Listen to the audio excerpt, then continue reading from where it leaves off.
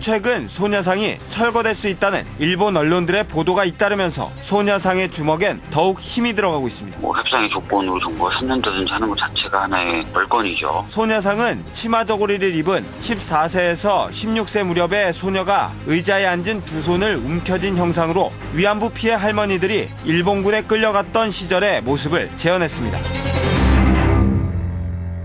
예, 성탄 연휴 동안 뉴스를 놓치셨던 분들은 지금부터 전해드리는 이 뉴스에 귀를 기울여 주십시오. 성탄과 주말 지내면서 가장 큰 이슈로 부상한 건 한일 위안부 협상입니다. 시작은 지난주 아베 총리 발언에서부터였죠. 아베 총리가 일본 외무상을 불러다가 당신이 한국에 가서 위안부 문제를 반드시 연내에 타결하고 와라. 이런 지시를 한 겁니다. 사실 올해가 한일 수교 정상화 50주년 해기 때문에 우리도 일본도 연내에 뭔가 의미 있는 타결을 해보려고 그동안 국장급 회담, 장관급 회담 여러 번 했습니다만 번번이 실패했고요. 그렇게 올해가 끝나는구나 했는데 올해를 일주일 남겨두고 급물살을 타기 시작한 거죠. 어제는 한일 국장급 회담이 열렸고요. 오늘은 외교부 장관하고 일본 외무상하고 만납니다.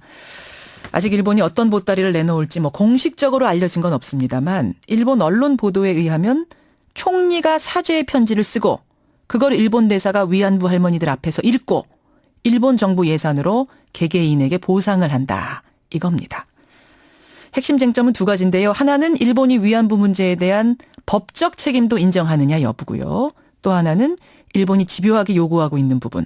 주한 일본 대사관 앞에 설치된 소녀상을 이전할 수 있는가 여부. 이 두 가지입니다. 자, 당사자인 할머님들 의견을 직접 들어보죠. 한국정신대문제대책협의회 윤미향 상임대표 연결이 돼 있습니다. 윤 대표님 안녕하세요. 네, 안녕하세요. 연휴 사이에 정신없이 바쁘셨다고요? 네. 거의 연휴 사이 크리스마스 선물이 이게 선물인지 악몽인지 분간이 안 될 정도로 정말 정신없는 시간을 보냈습니다. 선물인지 악몽인지 분간이 안 된다. 그러게요. 네. 정말 아베 총리가 갑자기 적극적으로 속력을 내기 시작해서 좀 어리둥절한 분들도 계시는데 어떻게 판단하고 계세요? 선물입니까? 악몽입니까? 사실은 그러니까 긍정적인 측면, 부정적인 측면 다 검토해 볼 수 있겠는데요. 예. 그러니까 전혀 우리가 요구를 해도 외쳐도 반응이 없는 것보다는 그래도 이렇게 광복 70주년이 다가기 전에 예. 해야 된다라고 갑자기 뭔가 뜻밖의 발표를 한다든가 그것도 언론을 통해서 예. 이렇게 밝히는 것이 피해자들의 목소리에 그 답을 한 거다라고 해석을 한다면 또 그렇게 할 수도 있겠죠. 예. 그런데 반면에 이제 우리를 불행하게 만드는 거는 그게 어떤 진정성이 담겼다든가 또 가해자로서의 어떤 책임을 다하는 모습이라든가 예. 하는 것이 아니고 마치 어떤 쇼처럼 퍼포먼스처럼 그렇게 등장을 하고 있는 것이기 때문에 예. 지금 굉장히 힘겹고 이게 선물이 아니라 정말 악몽과 같은 그런 시각으로 더 강하게 느껴지지 않나 그렇게 생각이 들어요. 쇼처럼 퍼포먼스처럼 이렇게 언론에 빵 공개를 하고 올해를 일주일 남겨도 갑자기 속력을 내고 외무상 장관 당신이 가서 해결하고 와라 이렇게 얘기를 한다든지 이런 것들이 조금 의아한 진짜 뭔가가 있는 게 아닌가 걱정스럽기도 하다 이런 말씀이신데 네. 지금 이게 진정성이 있는가 없는가는 이제 오늘 외무상이 가지고 올 보따리를 보면 알 거예요. 근데 이제 얘기가 나오기로는 아베 총리가 사죄 편지를 쓰고 그걸 주한 일본 대사가 할머님들 앞에서 낭독을 하고 민간 기금 아니라 일본 정부 돈으로 할머님들께 보상하는 것. 요렇게 얘기가 나오고 있습니다. 이 정도면 받아들이실 만합니까? 사실은 이 안은 이미 몇 년 전에 그러니까 일본의 민주당 정권 때도 나왔던 소위 사사의 안이라고 하는 것과 별반 다름이 없어요. 그렇죠. 그때도 이건 이미 거부됐던 거였고요. 그러니까 사죄 편지가 중요한 게 아니고 그 사죄 내용 속에 어떤 게 담겨야 되는 거냐, 무엇을 인정하고 무엇을 사죄하는 것이냐가 굉장히 중요하거든요. 바로 그 부분인데요. 네. 지금 가장 첨예하게 대립됐던 부분도 바로 그 부분. 법적 책임을 일본이 인정하느냐 아니냐. 그러니까 도덕적 책임 말고 법적으로도 책임이 있다는 걸 인정하느냐 마느냐 이 부분인데 이번에 들리는 바로는 책임 통감 뭐 요 정도로 우리와 그쪽이 다 그냥 어떻게 보면은 좀 두루뭉술하지만 양쪽이 다 합의할 수 있는 방식으로 넘어가는 것 요런 얘기가 제일 유력하답니다. 이 정도면 어떻게 보세요? 뭐 사실은 언론 보도가 지금 어느 정도 그 어떤 그 근거를 가지고 보도가 되고 있는지 저희들도 알 수는 없어요.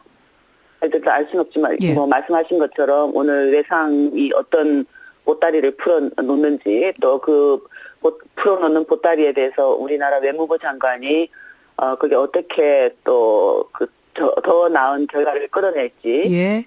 제가 사실은 좀 지켜보고 싶은 할머니들의 또 어떤 입장도 듣고 싶고 그런 마음도 있지만 예. 일본 정부가 법적인 책임을 사실 인정한다 할 때 그게 무엇이냐라는 것은 저희들이 이미 뭐 수차례 전달을 했어요. 뭐 법적 책임이 있다라는 말이 들어가는 게 법적 책임을 인정하는 것이 아니라 예. 사죄와 인정의 내용 속에 이건 명백히 일본 국가가 잘못한 범죄였다. 예.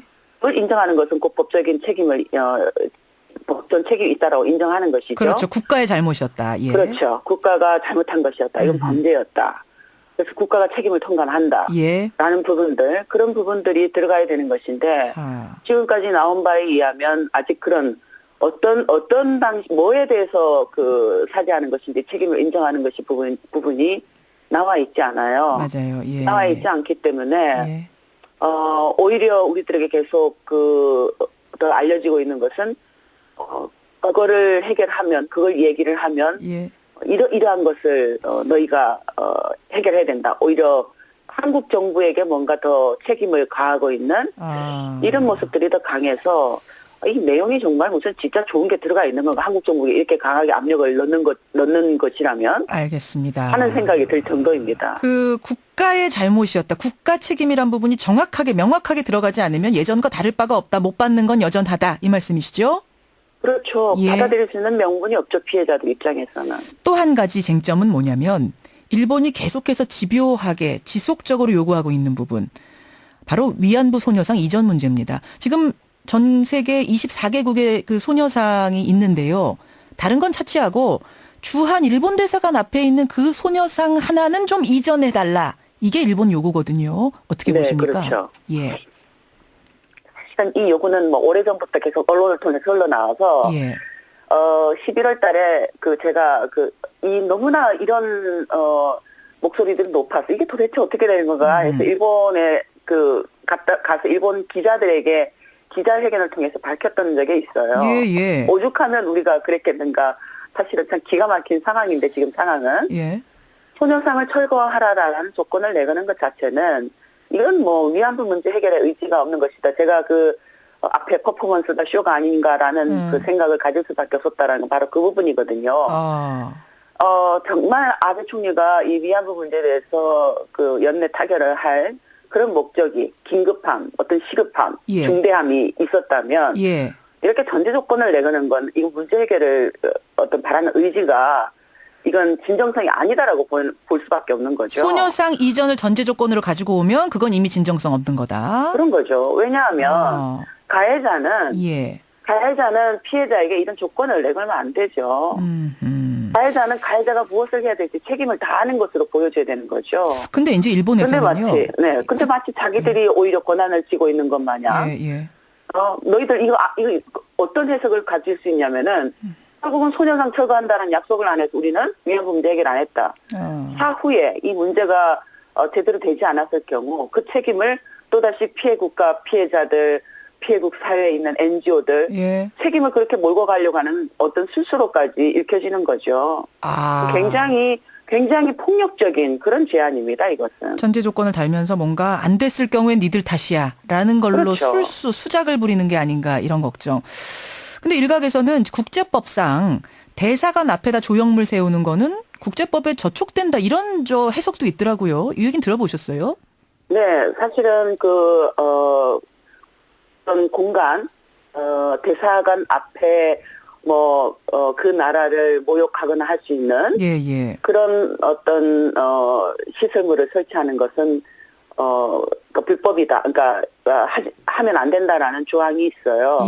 저희도 이미 그건 알고 있어요. 알고 있지만 저희들이 늘 일본 정부에게 얘기했던 거는 그 평화비가 저희는 그 정확한 이름은 평화비입니다만은 평화비. 네, 평화비가 세워진 이유는 결국 일본군의 위안부 문제가 해결되지 않았기 때문이고 그건 바로 일본 정부 책임이다. 왜 수요시를 1000차까지 지금 뭐 1200차까지 이미 진행을 했습니다만은 예.